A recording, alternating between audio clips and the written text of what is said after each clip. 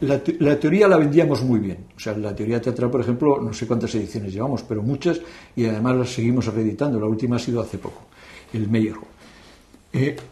Pero luego, en cambio, los libros de teatro de los autores españoles, esos realmente no vendían lo suficiente para cubrir gastos. Pero para nosotros nos parecía que era una cosa absurda que los autores españoles que estuvieran escribiendo buenas obras no se pudieran conocer por sus coetáneos. Entonces estuvimos buscando las fórmulas para, digamos, poder no solamente sacar teoría de teatro, sino también poder dar la voz a todos esos autores que realmente no eran conocidos, que son muchos y que realmente algunos son francamente buenos. Quiero decir que algunos no tienen nada que envidiar a los autores extranjeros, ¿no? Porque en ese cambio tan inmenso que se ha producido, realmente, por ejemplo, yo me acuerdo cuando era joven, tenía 13 o 14 años, iba al teatro. Llegó un momento en que dejé de ir al teatro. Y dejé de ir al teatro porque ya no aguantaba más la sobreinterpretación, que era la costumbre de aquella época, las direcciones que en la mayor parte de los casos eran absolutamente horrorosas, y que además, en cuanto sabías un poco de teatro, te das cuenta que, por otro lado, por un lado iba el texto, y por otro lado el señor que dirigía aquello se olvidaba de todo lo que había pretendido el autor, iba por su lado, y algunas veces convertían una obra en algo absolutamente contrario a lo que representaba. Por ejemplo, me acuerdo de una representación de Madre Coraje de Bertolt Brecht, en el cual, pues, toda esa cosa que se ha hablado siempre de Brecht, ¿cómo se dice la palabra?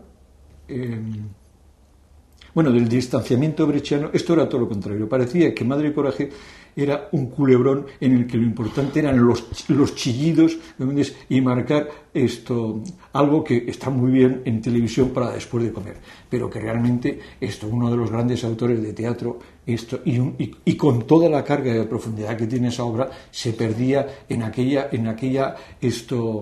interpretación, dirección absolutamente exagerada, y que va absolutamente en la forma contraria a la que pretendía el propio director. Se llevan muchísimas obras de teatro a la editorial y no hay dinero ni hay infraestructura para que todo eso pues llegue a los escenarios.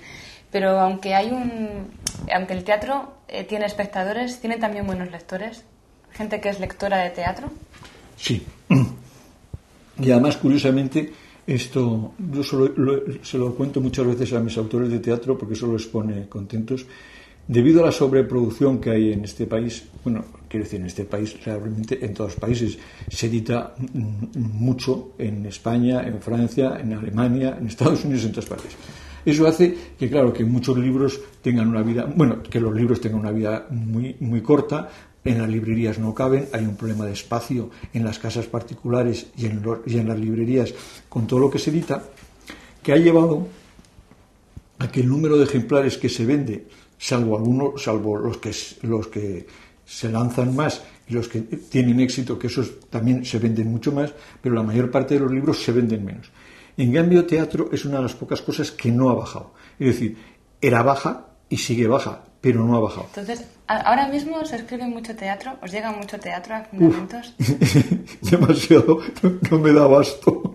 No doy abasto para leer todo lo que me mandan. Me mandan mucho teatro, pero por otro lado, claro, es decir, ahí está una contradicción, que una editorial, yo la interpreto o la siento como algo de servicio, y de repente te das cuenta de que no puedes dar todo el servicio que quieras, porque yo no puedo leer todo lo que me mandan. Pero por otro lado, claro, también es bueno que sea un país vital, que haya mucha gente que escriba cosas que merecen la pena, porque claro, yo les digo muchas veces a los autores, cuando te dicen, ¿y cuánto vas a tardar en leer la obra? Las obras malas normalmente, sea de teatro o sea de sociología, economía, política o cualquier cosa, te das cuenta enseguida y las quitas enseguida. Pero claro, una obra buena a veces requiere mucho esfuerzo para leer y requiere tiempo, porque no solamente leerla, sino tienes que pensar cómo la vas a editar y qué sentido puede tener. Y luego, cuando vas a hablar con el autor, ¿qué es lo que le vas a decir?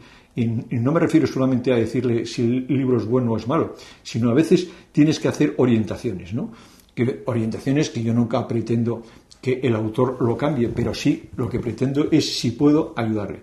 Por ejemplo, pues ahora me estoy acordando de un autor en que había puesto un título de la obra muy en contra de del texto, un libro de psicología. Entonces le dije al autor, oye, mira, yo creo que el título que le has puesto no me parece feo, pero date cuenta de una cosa, que una vez que te has leído el texto, pues de alguna manera la gente puede pensar que vas por un lado y estás yendo por otro.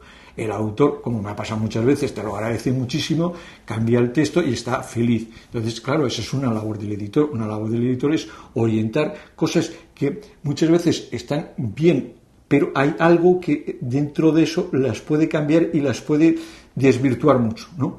Esto, que claro, el autor muchas veces está lógicamente tan metida en su propia obra que hay cosas que a lo mejor son muy evidentes o muy importantes que se le han escapado. Y que tú lees, claro, con una experiencia de muchísimos años leyendo, conociendo el mundo editorial y el mundo cultural, y que les puedes explicar algunas cosas que les sirven, ¿no? Y eso, claro, es una labor que tú tienes que hacer.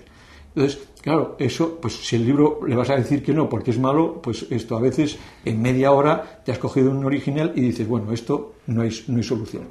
Los editores, yo creo que por lo menos los que tenemos años, sabemos que cuando empezamos con una buena materia prima, el resultado final va a ser mejor.